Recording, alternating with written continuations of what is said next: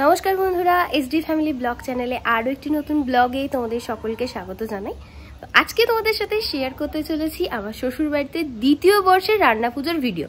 তো প্রথম বর্ষের ভিডিও তোমাদের সাথে শেয়ার করেছিলাম। এই রান্না পুজোর উৎসবটা না আমাদের ভীষণ ভালো লাগে।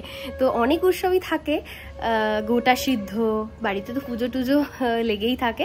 তো এই রান্না পুজোর উৎসবটা আমার সব থেকে বেশি ভালো লাগে। গত বছর তো ভীষণ এনজয় করেছিলাম। এই রে বৃষ্টি শুরু হয়ে গেছে, দেখো ওয়েদারটা প্রচণ্ড খারাপ, সকাল থেকেই বৃষ্টি আসছে, এইমাত্র কমেছিল বলে আমি বাইরে বেরোলাম, আর এর মধ্যেই বৃষ্টি শুরু হয়ে গেছে। স্নান হয়ে গেছে, আর ভিজতে পারবো না। তো চলো এখন ঘরে যাচ্ছি, এখন 11:30 মতো বাজে। তো এখন আবার সবজি কাটতে বসবো, জানোই তো কত সবজি টবজি কাটতে হয়। তো সেই সবজিগুলোই কাটতে বসবো। মায়ের এখনো স্নান হয়নি, মা স্নান সেরে বসবে। আপাতত আমি এখন সবজি কাটতে বসি। জোরে বৃষ্টি শুরু হয়ে গেল। আজ থেকে কিন্তু আকাশ পরিষ্কার হওয়ার কথা ছিল, আবার তো এই জোরে বৃষ্টি হচ্ছে। সারাদিন কি হবে জানি না। তো তোমরা ভিডিওটা প্রথম থেকে লাস্ট পর্যন্ত অবশ্যই দেখতে থাকো। ওভেন বেরিয়ে গেছে, এই ওভেনেই আমাদের প্রতি বছর রান্না হয়। আর এই বাসনগুলো শুধু রান্নার জন্যই বেরিয়েছে আজকে। তো এগুলোকে ধুয়ে পরিষ্কার করে এখানে উপর করে রাখা হয়েছে। আর সবজি কাটতে বসেই আমি প্রথমে কুমড়োটা কেটে নিয়েছি, তারপর এই যে দেখতে পাচ্ছ এত সবজি, তো এই সব সবজি আমি এখন বসে বসে কাটবো। পটল কাটছি এখন, আর এটা হচ্ছে কুমড়ো। কুমড়োটা কাটা হয়ে গেছে, করলাটাও কাটা হয়ে গেছে। তো মোটামুটি 3 রকম চলছে, এখনো অনেক কিছু কাটা বাকি আছে। করলা আর পটলটা সন্দীপ পছন্দ করে না, কিন্তু এই রান্না পুজোর দিনকে ও সবই খায়, আর আমরা সবই খাই। রান্না পুজোর টেস্টটাই যেন আলাদা থাকে, তো সব রকম খাবার যেন অমৃত মনে হয়। এবার কাটছি কাঁকড়াল। কাঁকড়ালটা না গত বছর আমরা ভাজিনি, তো এবছরই প্রথম কাঁকড়াল ভাজা হবে। এবার কেটে নিচ্ছি ঢেঁড়স। ঢেঁড়স আবার বাপির ভীষণ পছন্দের। কালকে বিশ্বকর্মা পুজোর জন্য সন্দীপ গাড়ি সার্ভিস করছে। সার্ভিস কত টাকা? 500 টাকা? গ্যারেজে গেলে তো 2 থেকে 300 টাকা নেবে, তুমি 500 টাকা নেবে? বাড়িতে সার্ভিসটা একটু বেশি না বাবা, তুমি কি সোনার জল দিয়ে ধুয়ে দেবে নাকি আমার গাড়ি? হ্যাঁ, পুরো সোনার জল।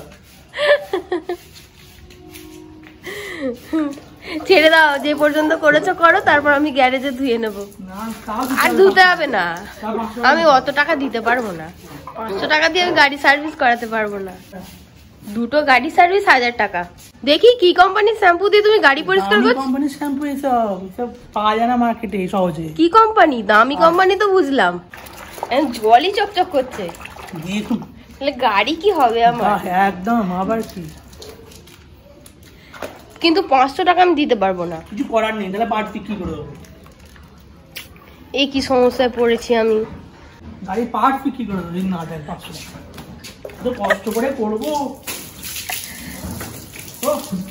তো দেখুন পুরো চকচক করছে পুরো। তা ঠিক, চকচক করছে।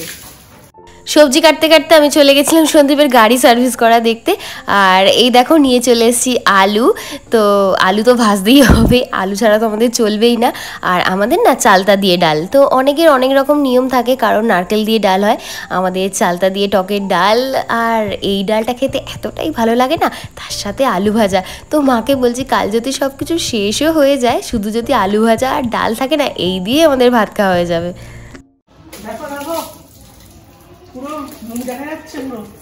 আরে বাহ, আমার মুখটা তো দেখতে পাচ্ছি গো গাড়িতেই। এবার তো মনে হচ্ছে তোমাকে 500 টাকা দিলেও লস হবে না। যাক, ঠিক আছে, 500 টাকা দেবো, তাহলে আমার আর গাড়ির পার্টস গুলো বিক্রি করতে হবে না। অবশ্যই না দিলে করতাম, না হলে কি করবো। শেষ, 2টো গাড়ি কমপ্লিট একদম। বাহ, এবার টাকার কথা ভুলে যাও।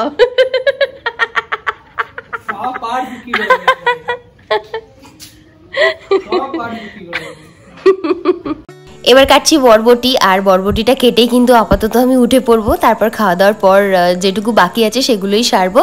তো মা আছে রান্নাঘরে, যেহেতু আমি এই দিকটা সামলাচ্ছি, তাই মা রান্নাঘরে রুটি করছে। আজকে আর দুপুরবেলা আমরা ভাত খাবো না, যেহেতু রাতে একবার ভাত খাচ্ছি, তাই আজকে দুপুরের জন্য রুটি হচ্ছে। তো চলো দুপুরের মেনুটা তোমাদের সাথে একটু শেয়ার করি। এই দেখো আজকে দুপুরের মেনু হচ্ছে রুটি, তার সাথে সাদা আলুর তরকারি, একটা রসগোল্লা আর কাঁচা লঙ্কা। কাঁচা লঙ্কাটা নিলাম তার কারণ হচ্ছে আমি সকালে সাদা আলুর তরকারি করেছিলাম, তরকারিটা না একটুও ঝাল হয়নি, আর তরকারি একটু ঝাল ঝাল না হলে ভালোও লাগে না, তাই নিয়েছি একটা সঙ্গে কাঁচা লঙ্কা। খাওয়া দাওয়ার পর এক এক করে মা সব সবজিগুলোকে ধুয়ে নিচ্ছে। আর চালতাটা তো একটু থেঁতো করে নিতে হয়, তাই আমল দস্তিতে নোড়াটা দিয়েই থেঁতো করে নিচ্ছে। আর পাশের বাড়ির এক জেঠিমা না অনেক বড় উপকার করে দিয়েছে, আজকে চালতাটা কেটে দিয়েছে। তো গত বছর চালতা কাটতে গিয়ে তো নাজেহাল অবস্থা, জীবনে তো কোনোদিন আমি চালতা কাটিনি, সেই প্রথমই কেটেছিলাম। আর না তো আমি কাটতে পারি, না তো মা ভালো করে কাটতে পারে, তো মানে কোনো রকমে আমরা চালতাটা কেটেছিলাম। এবছর সেই চাপটা ছিল না চালতা কাটা, যেহেতু জেঠিমা কেটে দিয়েছিল। সব কিছু জোগাড় করে রাখার পর আমরা পোশাকটা চেঞ্জ করে নিলাম। তো পোশাক চেঞ্জ করে মা ঠাকুরের জন্য ভাতটা বসিয়ে দিয়েছে, আর এরপর হবে চালতা দিয়ে ডাল, তারপর বাকি সব ভাজা এক এক করে হবে। ঠাকুরের ভাত হয়ে গেছে, এবার চালতা দিয়ে ডালটা বসছে এখন। তবে রাতে তো আমরা পাতাতেই খাবো, পাতাই এখনো সকাল থেকে কাটা হয়নি, তো যাই এখন পাতা কেটে নিয়ে আসি। আর পাতা কাটতেও কিন্তু আমাদের বাইরে বেরোতে হবে না, আসলে মাঝে মাঝে তো কলা পাতারও দরকার হয় এটা সেটা করতে, তো সেই কারণেই বাড়ির ভিতরে একটা কলা গাছও করে রেখেছি। তো এখান থেকেই এখন সন্দীপ কলা পাতাগুলো কেটে দেবে। আর আজকের দিনে না কলা পাতাতে খাওয়ার যেন আনন্দটাই আলাদা থাকে, তো আমার তো ভীষণ ভালো লাগে কলা পাতাতে খেতে। এবার কিন্তু চালতা দিয়ে ডালও হয়ে গেছে, এবার বাকি ভাজাগুলো হবে। কড়াইতে তেল দেওয়া হয়ে গেছে, প্রথমেই হবে পটল ভাজা। তো পটলটাকে এখন নুন হলুদ মাখিয়ে নিচ্ছে। এরপর হচ্ছে বরবটি ভাজা, আর তারপরই আলুটা ভাজা হবে। আর এখানে না করলা চুবড়ির উপরে কাঁকরেলটা রাখা ছিল, তো বোঝাই যাচ্ছিল না কোনটা করলা আর কোনটা কাঁকরেল, তো দুটো সরাতেই সামনে থেকে এসে বুঝতে পারলাম, দূর থেকে তো একদমই বোঝাই যাচ্ছিল না।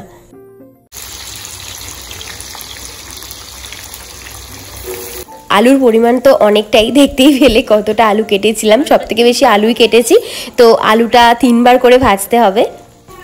প্রথমে কিন্তু আমরা ঠাকুরের জন্য অল্প অল্প করে একটা আলাদা থালায় তুলছি, তারপর আমাদের খাওয়ার জন্য সেগুলো আলাদা আলাদা থালায় তুলছি। এরপর হচ্ছে বেগুন ভাজা।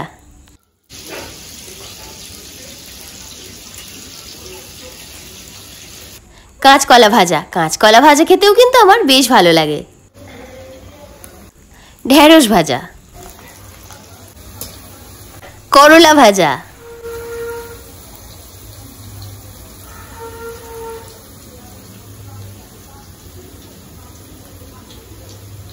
কুমড়ো ভাজা, আর সবশেষে হচ্ছে আমার আর সন্দীপের প্রিয় নারকেল ভাজা।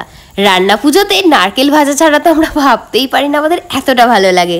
নারকেল ভাজাটা হয়ে গেলেই সব ভাজাগুলো কমপ্লিট হয়ে যাবে। ঠাকুরের জন্য ভাত তো আগেই হয়ে গেছে, এরপর হবে আমাদের জন্য ভাত।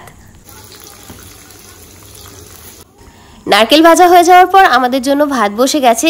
আর এই দেখো সব ভাজাগুলোকে কি সুন্দর ওপর ওপর চুড়ি ঢাকা দিয়ে রেখে দিয়েছে। ঠাকুরকে খেতে দেওয়ার পরই ভাত হয়ে গেলে আমরা খেতে বসে যাব।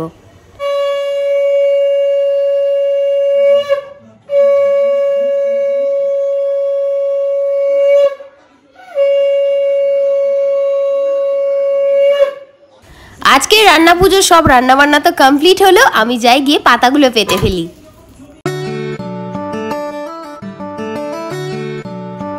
আর এই রান্না পুজোর দিনে রান্না সমস্ত ভাজাভুজি তারপর ভাত ডাল খেতে এত ভালো লাগে না, আমার জন্য তর্সই হয় না। মনে হয় যে কত তাড়াতাড়ি রান্নাগুলো কমপ্লিট হবে আর খেতে বসবো। তার উপর কলা পাতার উপর খাওয়ার আনন্দটাই একটা আলাদা থাকে। আর আমাদের না মাছ নেই, তো অনেক বাড়িতে মাছ থাকে, আমাদের তো চালতা দিয়ে ডাল আর এত রকমের ভাজা। মা এবার এক এক করে সব দিতে শুরু করেছে।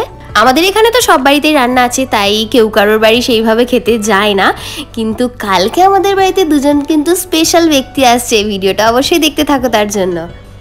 সন্দীপ বসে গেছে খেতে, আমার তো আর তর্সই হচ্ছে না, তো আমি এখন খেতে বসে যাচ্ছি। দেখা হচ্ছে তোমাদের সাথে কাল সকালে।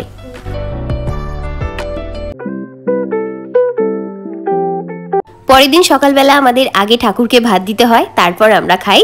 তো দেখো মা সুন্দর করে ঠাকুরকে সাজিয়ে খেতে দিয়ে দিয়েছে। আর আজকে তো রান্না বান্নার ছুটি, বাড়িতে শুধুমাত্র মনসা পুজো হবে আর গাড়ি পুজো হবে। তো সারাদিন আজকে সব কাজকর্মের ছুটি, বাড়িতে আসছে 2 প্রিয়জন। তো তাদের সাথে গল্প করব, জমিয়ে একটু ঘুমাবো, কারণ কালকে সারাদিন প্রচন্ড খাটাখাটনি হয়েছে। তো যে 2 প্রিয়জনের কথা বলছিলাম তারা হচ্ছে মাসিমণি আর দিদিভাই। মাসিমণি আর দিদিভাই সকালবেলায় এসেছিল, এখন বাড়ি চলে যাচ্ছে। আসবে আবার? আসবে? হ্যাঁ যাবো।